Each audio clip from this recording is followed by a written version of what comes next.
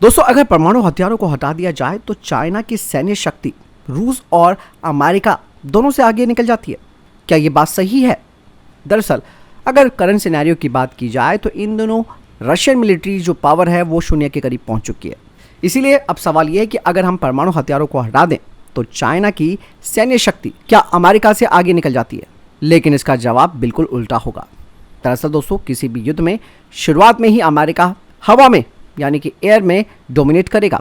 America के पास दुनिया की सबसे बड़ी वायुसेना है और दूसरी सबसे बड़ी नौसेना, और दोनों ही घातक फाइटर, मिसाइल और अन्य प्रणालियों से लैस है, जो कि चाइना के पास मौजूद किसी भी चीज से बहुत आगे है। और इसके अलावा अमेरिका लगातार ट्रेनिंग भी करता रहता है। दूसरा, चाइना की नौसेना अमेरिकी नौसेना को चुनौती देने में सक्षम होने के बावजूद भी उनसे काफ़ी दूर रहेगी, क्योंकि उनके पास केवल मुट्ठी भर परमाणु पनडुब्बियां हैं और उनकी पनडुब्बियों की तुलना में अमेरिका के पास बेहद घातक पनडुब्बियां हैं। वहीं चाइना के पास भी एक डिसेंट एयरक्राफ्ट कैरियर है जिसको वो अभी इस्तेमाल करना सीख रहे हैं, जबकि अमेरिका के पास 10 कैरियर ग्रुप्स हैं और उन्हें वो संचालित करने के लिए निरंतर एक्सरसाइज करता रहता है। उसके पास इसका अनुभव है जो कि वर्ल्ड वार 2 से उसने सीखा। यहाँ पर दोस्तों, चाइना के पास भले ही सैकड़ों छोटी और मध्यम दूरी की बैलिस्टिक मिसाइलें हैं जो कि अमेरिका के कई जहाज़ों को खत्म करने के लिए स्पेशली डिज़ाइन की गई हैं, लेकिन आजकल ऐसी मिसाइलें भी बेकार हो गई हैं, क्योंकि यूक्रेन जंग ने दिखा दिया कि ऐसी मिसाइलों को मार गिराना कितना आसान है,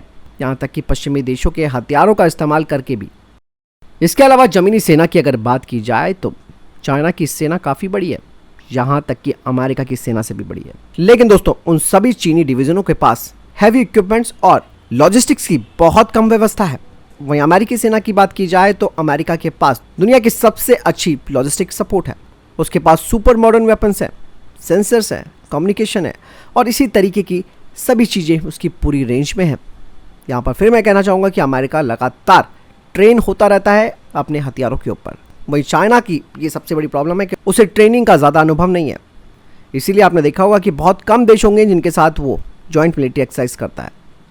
लेकिन अगर फिर भी बात की जाए दोनों देशों के आपस में भिड़ने की, तो ये देखना काफ़ी मुश्किल होगा कि ऐसा कब और कहाँ होगा। लेकिन यहाँ पर दोस्तों, अमेरिका को बस सिर्फ इतना ही करना होगा कि वो चाइना की लॉजिस्टिक ट्रेन को ख़त्म कर देगा, जिसके लिए वो केवल अपने F-35 को भेजेगा। और लॉजिस्टिक ट्रेन के ख़त्म होने से चाइना के सैनिकों के पास गोला बारूद खत्म हो जाएगा और उन्हें सिर्फ भूखे मरने का इंतज़ार करना होगा। और ये बातें चाइना भी अच्छी तरीके से जानता है। भले ही चाइना माइंड गेम खेलने की कोशिश करता है, लेकिन अमेरिका उस चीज़ का ज़्यादा जवाब नहीं देता। अमेरिका सब कुछ जानता है कि अगर एक चिंगारी भड़की तो चाइना का अता पता नहीं चलेगा। फिर भी दुश्मन को अमेरिका कम नहीं समझता है। अक्सर आपने देखा होगा, जब भी चाइना की तरफ से कोई भी लेटेस्ट अपडेट्स आती हैं उनके हथियारों को लेकर, तो यूएस के कान पहले ही खड़े हो जाते हैं। यूएस को पता रहता है कि भाई किस तरीके से हमें अब इस चीज़ का काउंटर करना है, चाहे बात हाइपरसोनिक मिसाइलों की क्यों ना हो, जिसमें चाइना काफ़ी आगे निकल चुका है। इसीलिए यहाँ पर दोस्तों संभावनाएं तो कम है दोनों देशों के आपस में भिड़ने की। और स्ट्रैटेजी आप देखिए किस तरीके से चेंज होती है।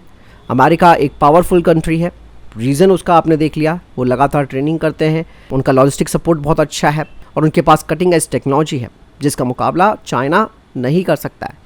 जैसे कहा जाता है कि चाइना भारत से काफ़ी आगे, तो सेम चाइना से भी बहुत आगे है अमेरिका। तो ये सिर्फ देखने वाली बातें हैं। हालांकि एक अनुमान है, जंग में तो पता नहीं चलता कि कौन किस पर भारी पड़ जाए। आपने रशिया यूक्रेन की इस जंग से तो देख ही लिया होगा कि भाई यहाँ पर रशिया को भी कितनी बार बैकफुट पर आना पड़ता है।